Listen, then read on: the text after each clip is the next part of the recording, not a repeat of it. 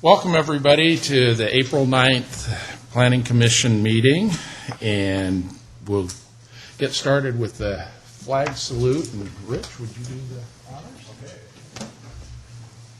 I pledge allegiance to the flag of the United States of America and to the republic for which it stands, one nation, under God, indivisible, with liberty and justice for all.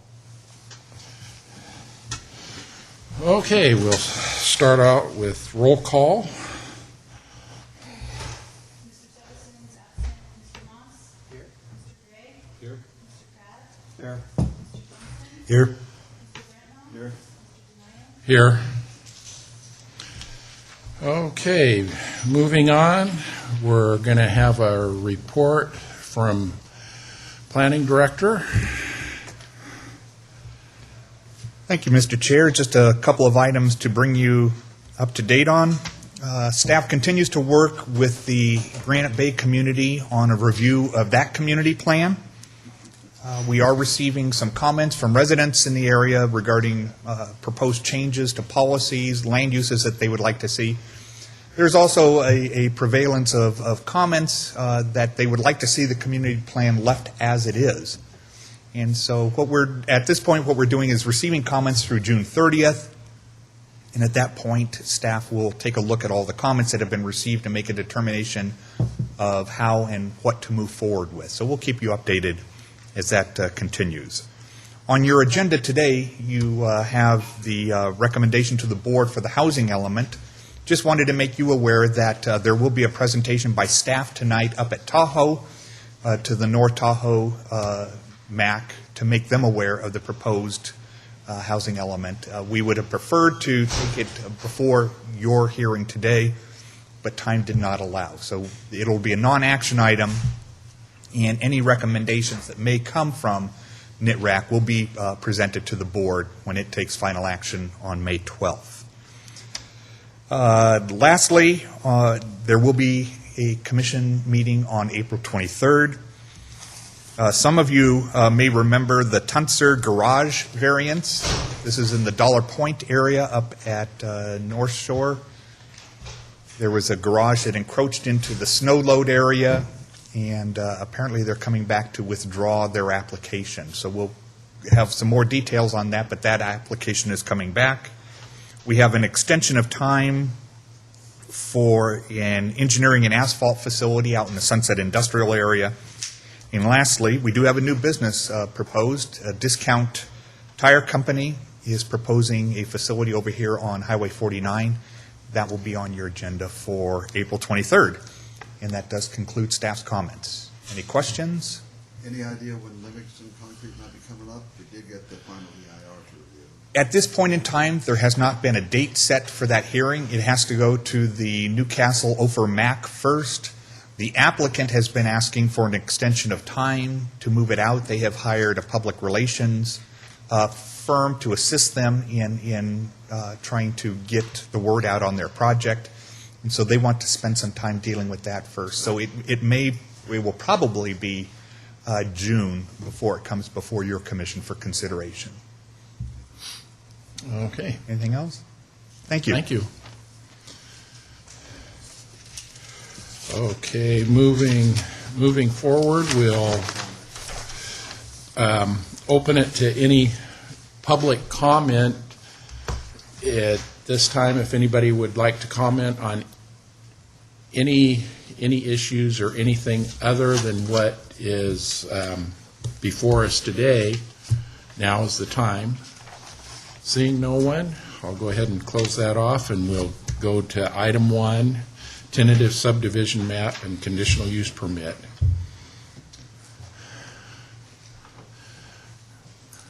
Thanks, Mr. Chairman. Mike Wells with the Planning Department. Today we're going to consider the application for the Hidden Creek subdivision, which is a planned residential development in the North Auburn area. It's about half mile west of Richardson Drive, the county entrance over here on Atwood Road on the north side. Looking at it from the air here, it's a parcel size of about 19.5 acres. It's currently zoned residential ag, 40,000 square foot minimum. There's also a planned development designation on the property of 1 unit per acre. It's within the Auburn-Bowman Community Plan area, and the land use designation is rural, low-density residential, with lot sizes ranging from 0.9 to 2.3 acres. If we look to the north, it's rural residential up here. To the west, it's currently undeveloped, except for one house down here. We'll be talking to you sometime in the near future on this property. This is the Atwood 80 site, which we're working on an EIR right now. To the south is rural residential. Over here is Atwood Ranch, the big subdivision off of Richardson, and this is the DeWitt property right here. The project site itself is within the boundaries of the North Auburn redevelopment area, and we'll be talking about that in a little bit. Most of the site is level, except for an area here with some steep slopes on both sides of this drainage that flows through the property here. As you can see, there's a significant amount of tree cover here. About 10.5 acres of the site is considered oak woodland. We have some pictures of the site here as I continue here. Some of the features on the site include an NID canal that crosses through the property. This is the Combi-Ophir Canal. Like I said, there's about 10.5 acres of oak woodland on the site. The remainder is grassland, and there are some jurisdictional wetlands and riparian in the vicinity of the stream that runs through there. There are no special status plant or animal species on the site, but there is an elderberry shrub that's located, and I'll do it on this map right here, about in this location. And the biological report that was done for this project some time ago had indications of activity in the shrub of the elderberry beetle. So these are two plans here. One is the lot plan, the other is the site plan here for the site. The project is an 18-lot planned development on 19.5 acres. These are going to be custom home lots, and they range in size, the smallest being about 1/2 acre in this area to a little over 1 acre up in here. There are 4 open space lots that are proposed on the project. Lots A and B here along the Atwood frontage. Lot C is the larger lot, and that's this area up here. And that encompasses the drainage through the site, the riparian, all the wetlands, and the elderberry shrub. And Lot D is a narrow corridor here that will serve as emergency access and a public utility easement for possible sewer connection in the future. Entry is off of Atwood Road here. This will be a non-gated entry. We have a couple of cul-de-sacs up in here. This will be public roads, publicly maintained. On-site sewer will be constructed for the project, and the project will be required to annex into Sewer Maintenance District Number 1. There will be a 6-foot wall constructed along this common property line here and here, the back of lots A and B, for noise attenuation purposes, for roadway noise from Atwood Road. Also, there will be an easement established, a 5 or 6 foot access easement here for maintenance of that wall. As I stated, the project is within the North Auburn redevelopment area, and therefore it has a affordable housing obligation that 15% of the units on this property be made affordable. Doing the math with 18 units, that means 3 units are required to be affordable. As the project is less than 20 units in size, there is no recreational requirement that you put facilities on the project site itself. So they'll be paying in lieu fees for parks. Some of the issues that are related to this project, first that we always talk about is the consistency with the general plan and zoning. This project is residential, and so the residential use and the residential densities that are proposed on the site are consistent with the Auburn-Bowman Community Plan land use map and the zoning for the site. As to the PD ordinance itself, the project is consistent with the density, open space, and coverage requirements of the ordinance. Now we'll talk a little bit about the affordable housing requirements here. As we stated, it is within the redevelopment area, and 3 units are required to be made affordable to low and very low income residents. The inclusionary housing ordinance allows for, and I'm going to quote their quote, equivalency proposals, and these can be things such as dedicating land, constructing units on another site, acquiring and rehabilitating units, or partnering with groups such as Habitat for Humanity. These are in lieu of doing something on the project site itself. Any such proposal is subject to the approval of the Planning Commission.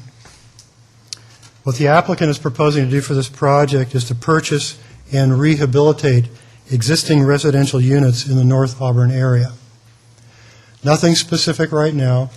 Auburn Greens was talked about, but right now it's an off-site proposal, and it's an equivalency proposal under the ordinance.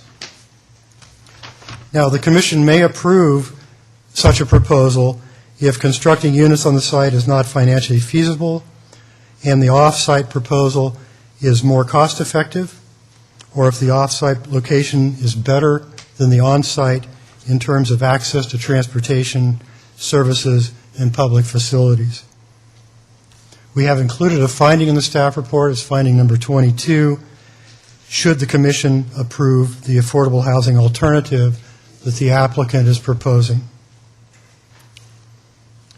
The last issue that we discuss in the staff report are the environmental issues associated with development of the site. We did prepare a mitigated neg deck as being the appropriate environmental review document for the project. This has been circulated to the state for comment and review. Quickly, the areas of potential significance within that document are air quality, biological resources, geology and soils, hazards and hazardous materials, hydrology and water quality, noise, transportation, and utilities and service systems. Briefly hitting on some of these, the project will conform to the provisions of the county grading ordinance and stormwater management manual, and will incorporate BMPs into the design and construction of the project. And this will address any impacts related to grading and water quality. As we stated for noise, for attenuation of traffic noise, the study found that a 6-foot wall along the back of lots A and B would be adequate to attenuate noise to acceptable levels. The biological impacts, we did mention the elderberry beetle, the fact that the shrub shows exit holes on here. In order to fully mitigate for that, there's a 100-foot non-development buffer around the shrub, and according to the federal rules, that's adequate mitigation for that. Like I stated, there's 10.5 acres of oak woodland on the site. The entire woodland component will be impacted by development of the site. Mitigation for this will be consistent with the tree preservation ordinance that the county has, as well as Sequa Oak Woodlands Conservation Law. And this will include payment of fees for the purchase of off-site woodland conservation credits, and there will be a payment of fees for the removal of trees larger than 24 inches on the site. And finally, as far as utilities, we did say that the project will annex into SMD1, the sewer maintenance district. It will pay in its share of in lieu fees for off-site sewer capacity mitigation program, and will either construct or share in the construction cost with Atwood 80 next door, the development of a nearby sewer bypass. That concludes staff's report. We're going to request, there's a finding 16 in your staff report there. We're going to ask that we just delete that because it does not apply to this project. It talks something about a rezone. Somehow that got thrown in the report. So we're going to request that finding 16 be removed.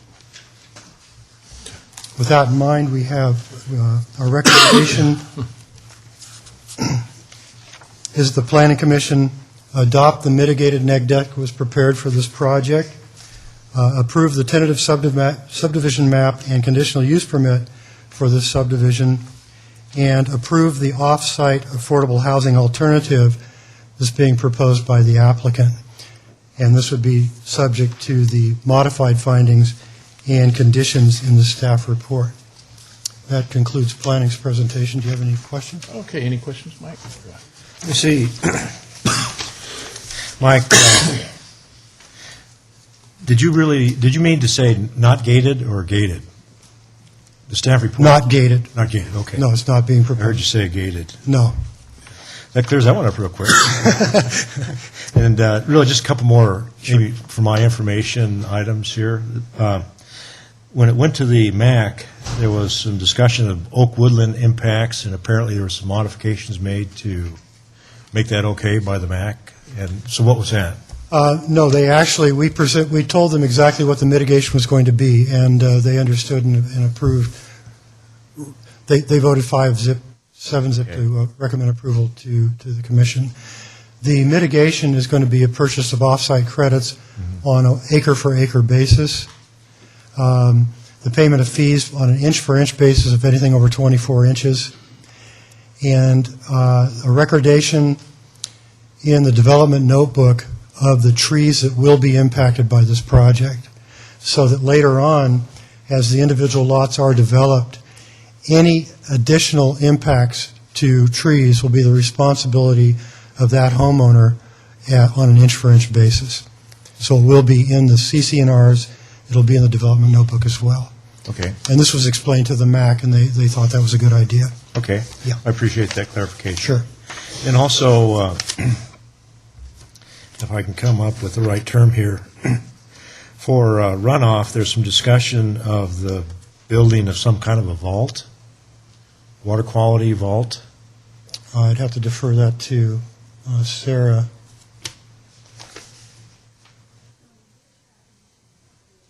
Oh, let me see, I read it in the conditions and also in the mitigation measures, it's item 8-5, and I'll have to look through the conditions here. Oh, yeah, it's under condition 79, maintenance of water quality vault by homeowners association.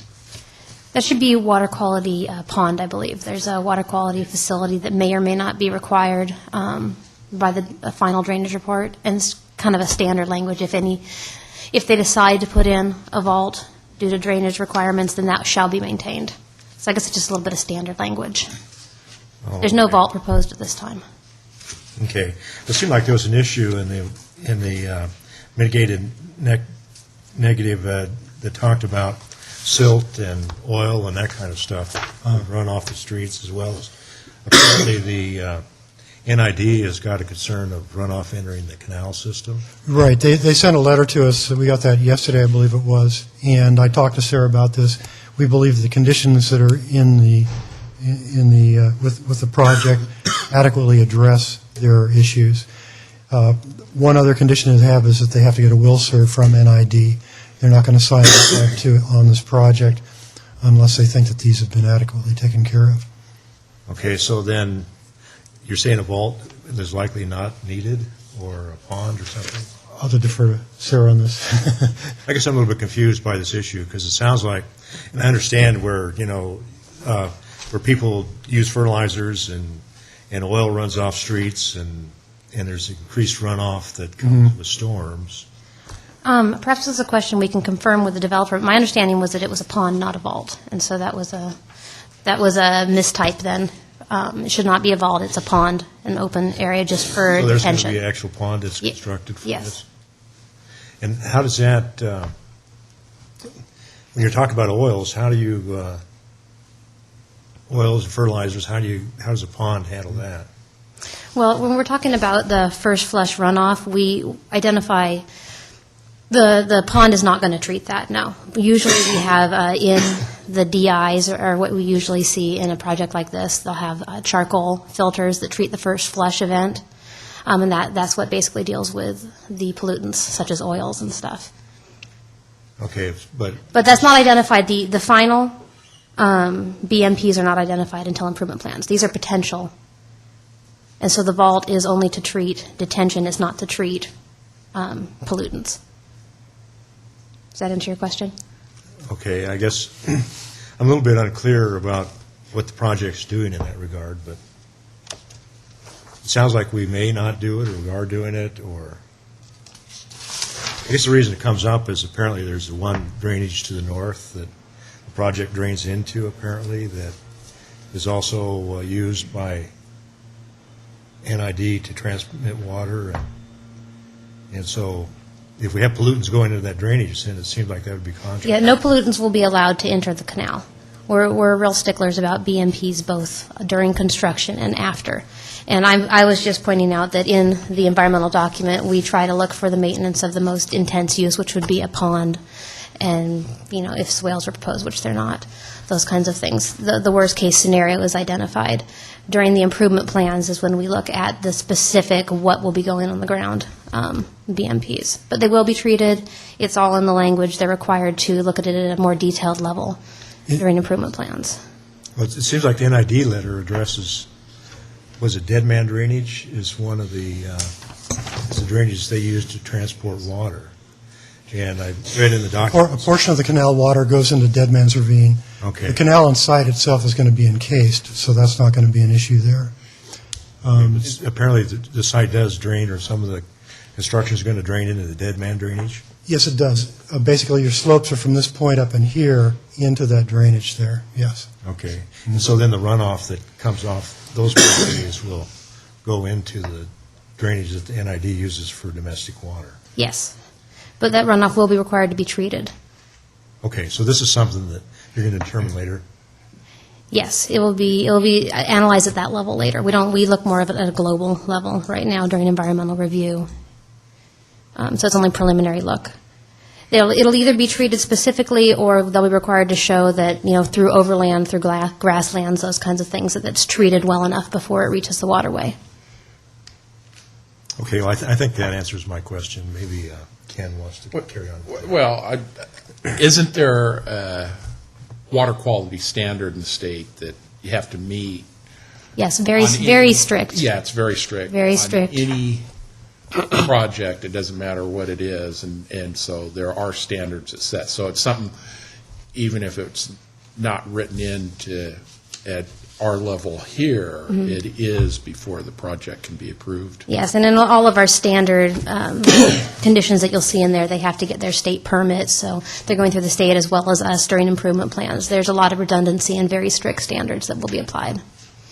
Okay, thank you. One question, if I could, please. On the affordable housing, staff report shows 3 units. Reading the applicant's letter, it says 5. No, there's a condition in there that says it's 3 within the North Auburn rehabilitation area, and it's 5. 5 if it's out? Yeah. Okay. That's buried in there somewhere. It's actually 6, but they have been talking to redevelopment with their proposal, and they've agreed to 5. Thank you. Piggybacking on the affordable housing thing, how long do we give the developer to respond and do something with the affordable housing? A year, 2 years, 5 years, or what? We have a condition of approval for this in, I knew you were going to say that, and I didn't say it. that's okay. It's number 103, actually, and this has to be taken care of before the approval of the final map or the issuance of a building permit for one of the residences on the site. Okay. Thank you. So if we go through the improvement plan process and all this type of thing, they can be working on Good enough. responding to that. Thank you, Ken. Okay. I have questions. Okay. I was just waiting for my turn. Mike, I'd like to take a look at the frontage of the property where lots A and B are and ask you some questions about that. And I'd also like to tie that in, among other things, to condition of approval 45. In condition of approval 45, there's a requirement that the developer dedicate one half of a 60-foot wide highway easement. Can you show me on the map where that is? Is it shown on here at all? You'll have to use a magnifying glass and get up about 3 inches from the screen to figure this out. Or here, you can have mine. You're asking where the 60-foot, one half of the 60-foot right-of-way is? Yes. It's required on Atwood Road from the center line towards their side of the property. Well, the reason that I asked, Sarah, is I'm looking at do you have the same map I do, the one, yeah, okay.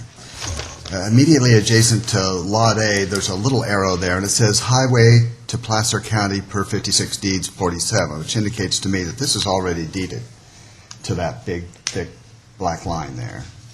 Am I right or am I wrong?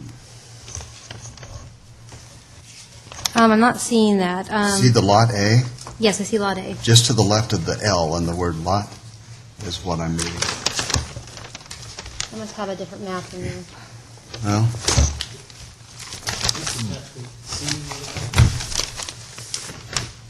it's this big map that I have pulled up here that was provided with the staff report.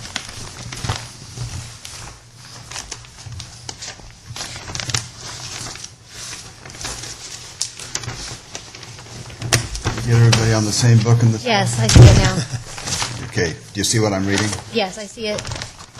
So my question was, this seems to indicate that this right-of-way already exists. Yes, it does. Okay, so what is the additional dedication, and where does it end up outside that line? I don't see any additional on-site that's required. If indeed that does exist, then that condition is kind of null. It's already been satisfied by existing.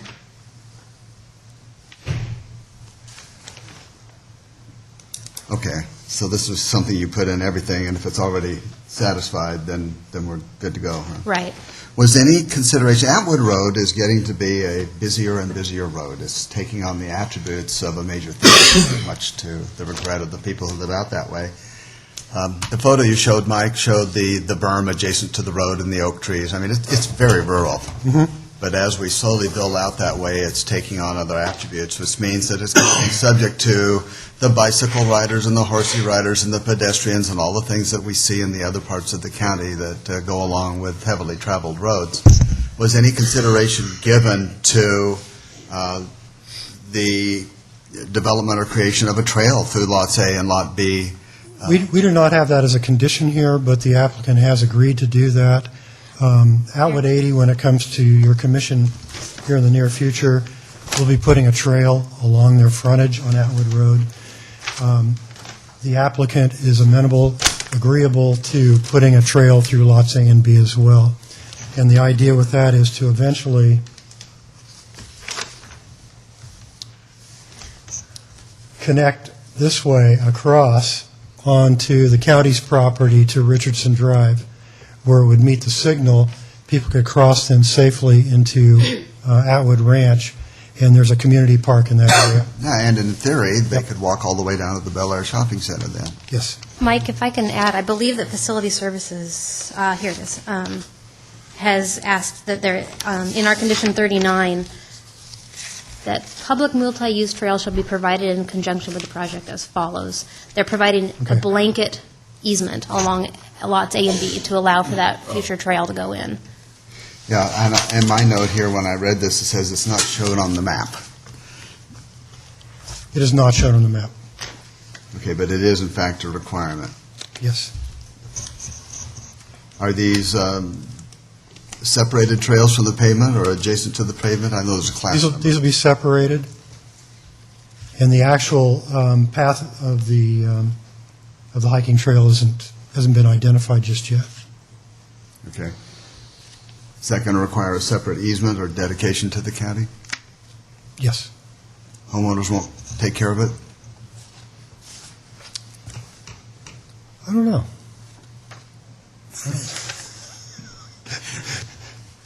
No, it's a county Well, trail. Why don't you think about that in the next 5 minutes, and before we take a vote, maybe you can Okay. clarify for us. Thank you, Mr. Chairman. Okay, any other questions? Yeah, I need to just briefly go back. I missed when you said number 16 was going to be dropped. Is that in the condition? The finding 16. Okay. Yes. That's where, because there's no requirement for a rezone. That's true, yes. Mhm. Okay, I guess you get to get off the hot seat right now. Thanks. Okay, would the applicant like to speak to it? Tony, you want to come up and get on the hot seat? Good morning. I think Michael did a very thorough job in describing it. This has been one of the more difficult sites that I've ever worked on. Tony, could you give us your name and everything? I'm sorry, Tony Galas. I'm representing the ownership partnership. I'm not a principal in that group.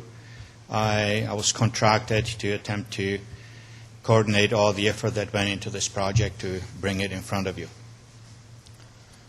I would only like to elaborate on a couple of things that Michael mentioned.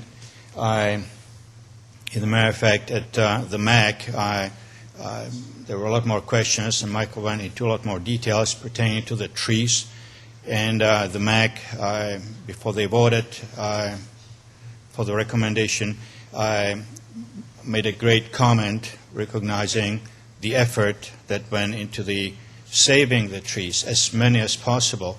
And the way we have accomplished it, this is not only to my credit, we have spent tremendous amount of time and effort with planning department and the environmental group in the county, trying to save as many trees as possible.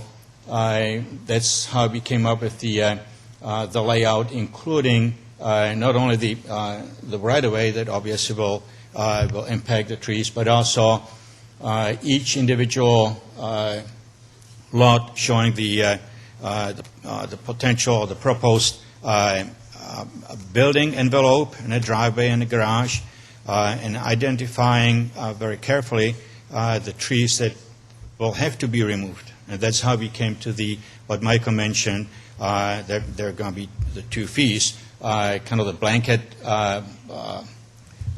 impact on the tree site, and then the additional for each tree that's going to be removed. So there was tremendous amount of effort that went into it so that we can truly say that we are saving as many trees as possible.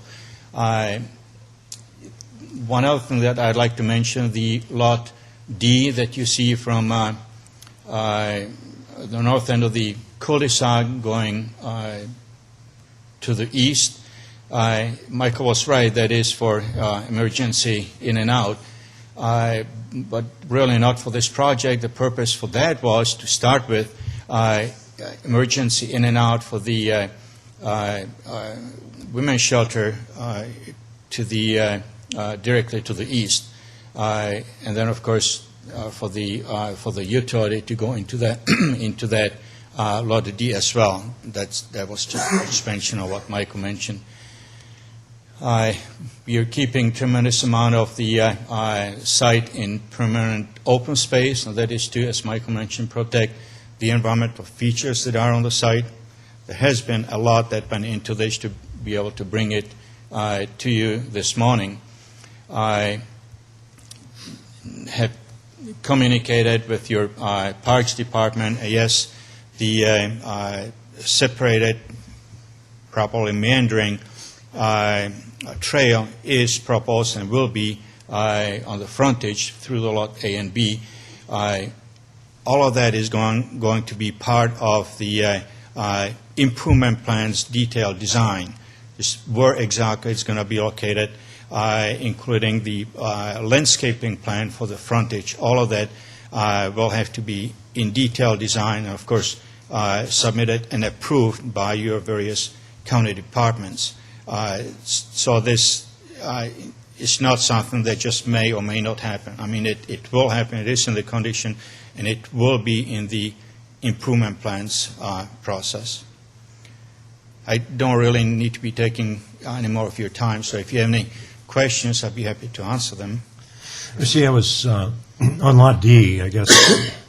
You say that's for the neighbors, that's an emergency exit, but as this development only has one entrance, will it also serve as an emergency exit for the people in this? It will be reciprocal, yes, sir. Okay. Thank you. Any other questions? I have a question. Tony, you've been in this business a long time. We've seen you here before. That's why I have no hair left on my head. But I tend to pay close attention when you say things because of the experience you have, and you say this is one of the most difficult projects that you've been in. What was the difficult part? The trees, the something else, or is there something we're missing here? All of that, yes. The canal, there has been a tremendous amount of time, as you, I'm sure, can appreciate, analyzing and studying the environmental features. That took tremendous amount of time. Then making sure that we do not impact them. The trees, also, let me put it this way. We could have gone and pay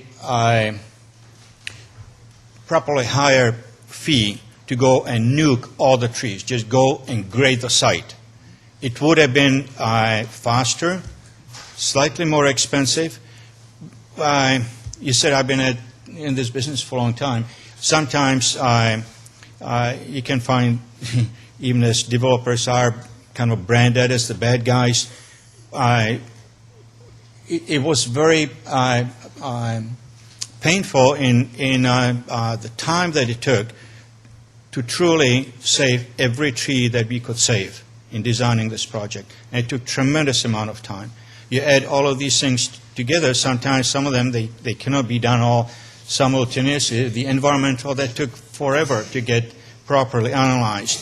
To go through the process of detailed analysis of all the trees, those, and most of them are in a very good shape, but just to come up to that conclusion, that takes a lot of time. So this site had a lot of challenges to start with. One other reason why it has been delayed for quite some time was the sewer facilities. County Facilities Department knew there's a problem in a segment of offsite of a sewer line. They didn't know what extent of it. So all of that, I mean, one thing after another, was just causing delay and additional cost. Did I answer your question? Yes, thanks. Any other questions? Thank you, Tony. Thank you.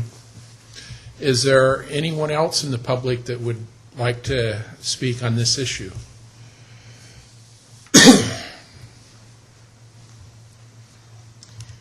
Good morning. Joanne Auerbach, Housing Program Coordinator, Placer County Redevelopment Agency. I just want to briefly speak in support of the staff recommendation.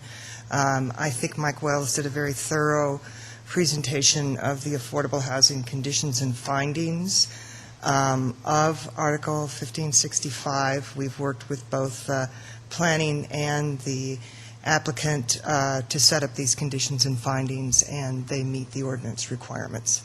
Thank you. Do you have any questions? Any questions? Thank you.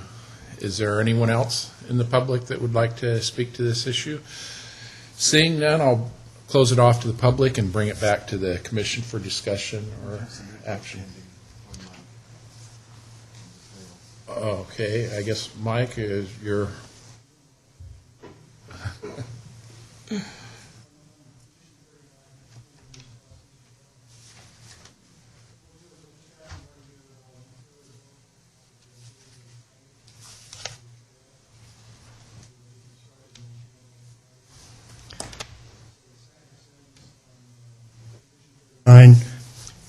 Will read, an irrevocable offer of dedication will be made to the county for a multi-use trail easement that will be constructed and maintained by the county on lots A and B, and this will be provided on the final map. What's wrong with the idea of an offer of dedication for a trail to be created by the developer as part of the development and maintained by the homeowners association?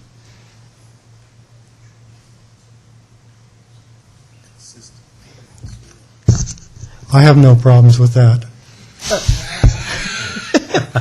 I can't We've speak done for this parks. elsewhere. I can't speak for parks, and I don't know what their, And we're not talking about a mile-long trail here. Mhm. And since they have to maintain Lot A and B anyway, to maintain the trail isn't We a can- big deal. I'd like the burden to be placed where it belongs. we can do that, yes. Good. Is there, I'd just like to ask the developer, is there any problem with that? like to get up and address that? Thank you. Tony Gallas again. This wouldn't be the first time that I did a project, but there was a Meandering trail on the property. If you have several ownerships and different entities that maintain it, you may end up with a hopscotch and really just kind of one segment of the trail and the landscaping being in really in good shape and some way just being totally neglected. When the parks works after it, you have some uniformity. But either way, I have no objection. I mean, I'm looking at this with the Meandering trail and landscaping in the front, so either way is acceptable. Okay, Thank thank you. I guess maybe just a clarification for me on the trail. Now, this is just a segment of the trail, and so it's put in now, but it really doesn't go anywhere yet. No, actually, the Atwood project is next door, isn't it? It will, and we do this every now and then where you put in the segment, like I like to liken it to all the black squares on the checkerboard, and eventually somebody builds on the red one, and then all of a sudden they align. And you have to start somewhere. It's equivalent to a rural sidewalk.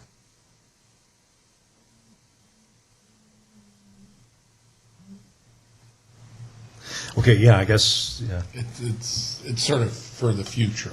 Yeah, I understand. I just, we're building a trail and maintaining the trail, but it doesn't go anywhere until the The county, next section is. until the county develops a trail on their property and the adjoining neighbor does. So. Yeah, that's right. You got to think forward a little bit. If you take the attitude that I'm not going to put it in today because it doesn't connect to anything, then nothing ever gets built anywhere.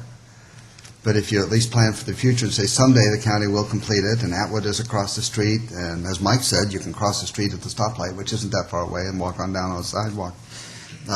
It does make sense. And if you routinely require these, then eventually they start connecting. I do have one question, Mike. If it's maintained by the association and stuff, what's your experience in the past with that? Because I thought there was a valid point brought up that you sort of maybe get inconsistencies as you go along, because you could get one association that absolutely doesn't do anything, where developer puts it in, it looks real nice, and 2 years later, you can't find the trail. I mean, how's your experience with that? There is a disconnect, because once we require, like, CCNRs, we're out of the picture, and we're just relying on the homeowners to maintain the trail. Unfortunately, Andy Fisher from Parks is not here. I can't speak for him as far as the maintenance, the construction, and this type of thing. If the county were to do this, then there would be that consistency, that it would be, maintained to a certain level. We can only condition that, be maintained. Isn't, Karen, you may want to weigh in on this. In fact, I'm asking you, isn't it true that the county is a beneficiary of this condition? If the county finds through an inspection process or something that it's overgrown, has potholes and whatnot, that they can enforce the correction of it through the homeowners association? Do you mean if it's basically the homeowners own the easement and maintain it? Yeah, and No. don't maintain it. We don't enforce the CCNRs. Once the CCNRs are in place, we No, don't this enforce isn't a them. private CCNR question.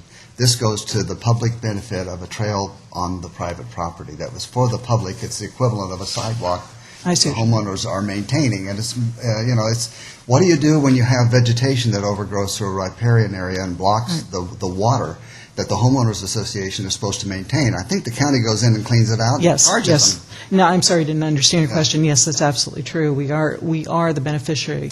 The practical aspect, however, of that maintenance can be problematic. It can be kind of this hopscotch idea. So yes, we can go in and clear it. The question is the practicalities of doing that. Yeah, it's a process that's difficult. We've seen that before when we clean up people's yards because they're a nuisance. Right. I guess my other question is for maintenance of it into perpetuity, it's, I guess, there's fees collected through the taxes and stuff of the property, and, or if it has an easement. I mean, there's something there where the county gets some kind of revenue to maintain that trail.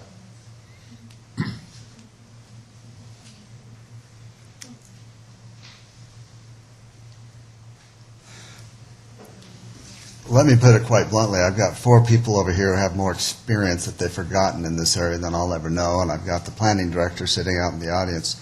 What do you recommend? The condition that you read in the first place, Mike, where it's dedicated to the county builds and maintains it, or not?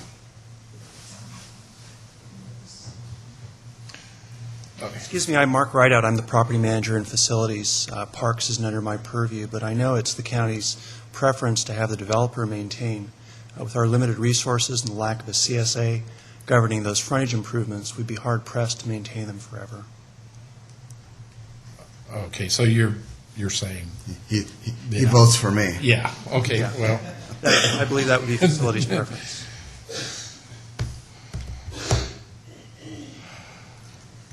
Okay, well, Well, if the developer puts a trail in, it's there, and then as the other properties develop trails, then you have a trail that the county could maintain at that point, and you'd have a trail, that would be another option. well, Have the developers, well, Yeah, they have I the think developers You're saying that the county takes care of it, takes it over once it's built. but Yeah. facility's saying, really, in the long term, just because It takes of money. cash, it takes money that they don't really have to maintain it, where if the association maintained it, that's and I see it as a great attribute to that whole development, to have that thing out in front of the property. The homeowners association would want to keep it whole. I think we're to a point of maybe somebody making a motion on it and could add in their county or. Okay, I'll tell you what. Jeff, did you have? Yeah, sorry. You punched your button? Rather than eat this whole pig at once, let's eat it a leg at a time. And I would direct my fellow commissioners' attention to paragraph 39 in the conditions, which is on page 9 of 22, addressing the issue of the multi-use trail. Michael, if we're going to have it built by the developer and maintained by the homeowners association, is there an IOD to the county required for that easement? Yes? Yes, if you wanted the county to maintain it, you would require an irrevocable offer of dedication. Okay, so what I'm proposing to my fellow commissioners is that we modify condition 39 to require an irrevocable offer of dedication to the county for an easement for trail purposes, for a meandering trail to be built by the developer and maintained by the homeowners association at a location to be determined at a later date by the county and the developer jointly. Does that make sense? You might want to put at the end to be determined prior to approval of the final map. Keep that portion of that condition. Okay, good. I will keep that portion of it. So that then is my motion. Okay, that's the first part of a motion. Is there a second to that? I'll second it. Motion and a second. All those in favor say aye. Aye. Any opposed? That motion carries. So we have a trail. Okay. Now do we have a project? Okay, then as long as I'm on a roll here, I will, if there's no more discussion, I recommend that the commission adopt the mitigated negative declaration and approve the tentative subdivision map and conditional use permit for the Hidden Creek subdivision, and approve the off-site affordable housing alternative provided by the applicant based on the CEQA findings and other findings in our staff report. The attached conditions as just modified, and with the exception of finding number 16 in our staff report, is removed in its entirety. Sounds good. Do we have a second? Second. have a motion and a second. All those in favor say aye. Aye. Any opposed? Motion carries. Thank you so much.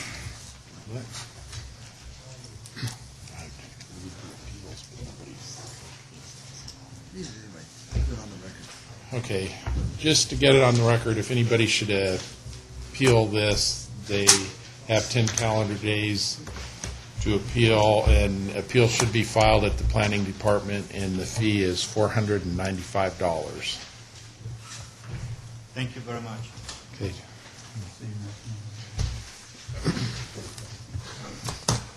Okay, take just a quick break here and be right back for our final item.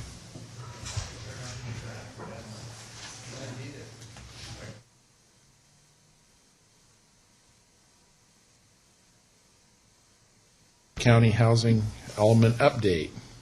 Chris, looks like you're up.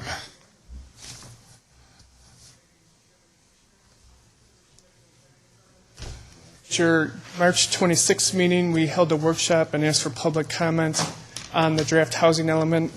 Today, we're here to seek a recommendation that the Board of Supervisors approve the CEQA document prepared for the housing element update and adopt the housing element and forward that on to HCD for review and certification. Our schedule is to go to the Board of Supervisors on May 12th to adopt the proposed housing element. And with that, we'll take public comment or questions.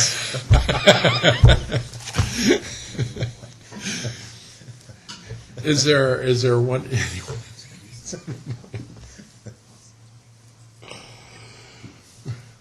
Is there any questions by commission? We vote on this, but we don't have to like it, right? Yeah. Is there anybody in the audience that would like to talk on this?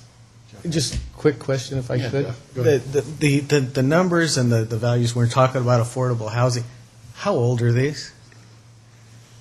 Which numbers are those? Well, when we're talking about the affordable housing quantities, the available land for building and what have you. Units. Yeah, the units, there you go. How, when we assess what's available currently for affordable housing in the county, are we using current data, or are we using pre-downturn of the real estate market type data? The numbers that were assigned to us, the RENA numbers from SACOG, those were almost just about at the downturn. The original numbers for the region were 170,000 units constructed over the planning period. After a bunch of complaining and clear signals that the economy was stalling, the state revised the numbers down to about 115,000 units for the region. So we were given a new set of numbers. But it's pretty evident that we're going to be hard pressed to build 4,000 units in the next, 4,000 units in the next 5 years. The holding capacity is very current. It's what's currently out there, what's currently proposed, or what has recently been approved. So that was updated. HCD asked us to revise our inventory just in February. So all this is current. Thank you. So really, no matter what number they're saying that you'd build out in a short time, really, it's the holding capacity that Right. that's the number. That's what they're you're checking. looking at. So just to make sure that this number is greater than this number. Yeah. Okay, maybe you could just, since you met with us last spring sometime on this topic, and there's a whole lot of processes gone on in between with the state, and I was wondering if maybe you could just maybe summarize real briefly what the major discussion elements that the county was involved in with the state Yeah. that changed. Like I said, they asked us to take a look at our inventory, which is the vacant land and the approved projects. When we first submitted the document last summer, there was a bunch of pending projects. Wanted to know, have any of those been approved? Has any of them withdrawn applications? So we did that. They had some questions about our specific plan areas, questioning whether it was realistic that even though these projects are approved, are you really expecting construction to start in the next 5 years? And we took a look at that and proposed a new formula, not so much the 10% affordable, but looked at what property was rezoned in those specific plans and which parcels could hold 20 or more units an acre. And the state agreed that since it's been approved, the zoning's been changed, that land is technically available if a developer came forward and wanted to build affordable housing. And that goes to the basis of our realistic capacity. Is the land that you've inventoried really available? The policy and program document was revised. Before we had completion dates, it said fiscal year 2010. They wanted month and year, so we revised that. Some new programs to encourage, since a lot of our vacant land that's zoned or in our inventory is zoned commercial, they wanted some programs that we would push for residential in some of our commercial zones, i.e. keep a current inventory of vacant commercially zoned land. New state law requires us to allow SROs, which are single-room occupancy structures, in at least one of our zoning districts. Shortly, in the next few months, we'll be coming forward with a zoning text amendment to allow SROs in at least one of our zoning districts so we can comply with state law. And they wanted some additional language in some of our policies and programs addressing extremely low-income households, which were technically, the state doesn't require you to show the housing for the extremely low income, but they encourage it, and we agreed to tweak some of our programs. It was a 3-month process with each CD back and forth to come to a document that they're ready to endorse. Okay, thank you. Okay. Thank you. It would. Joanne Auerbach, again, Housing Program Coordinator for the Redevelopment Agency. We support this proposed draft of the housing element, and we appreciate all the work that the planning staff has put into it and the time that you have given to reviewing it. We've worked with the planning staff in providing them whatever technical information they needed. A fully adopted compliant housing element is very important to the county. The redevelopment agency makes applications for certain grant funds on behalf of the county, and many of these programs require that you have an adopted fully compliant housing element. So we're very pleased with the work that has progressed to date and look forward to adoption of the housing element. Thank you. Okay, thank you. Would anyone else in the audience like to speak to the housing element? Seeing none, I'll bring it back to the commission for discussion or action.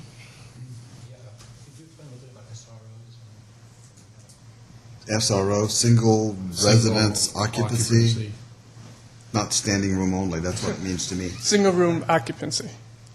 Basically a dorm-type setting where there's either a shared kitchen and/or shared bathroom. So it's small units, sometimes almost like a motel room setup, where there may be a communal kitchen. You typically see them in the urban areas, and they're an excellent provider of extremely low-income housing. If there's no more questions, Mr. Chairman, I would move that pursuant to the California Environmental Quality Act, the commission find that the negative declaration has been prepared as required by law. 2, there is no substantial evidence in the record as a whole that the adoption of the updated housing element will have a significant effect on the environment. And 3, the negative declaration as adopted reflects the independent judgment and analysis of Placer County, which has exercised overall control and direction of its preparation. And I would recommend that we forward the matter to the Board of Supervisors with a recommendation they adopt the Placer County housing element. Have a motion, do we have a second? I'll second it. Okay, I have a motion second. All those in favor say aye. Aye. Any opposed? Okay, carries. Thank you. Okay, thank you, Chris, and thanks everyone for being here today.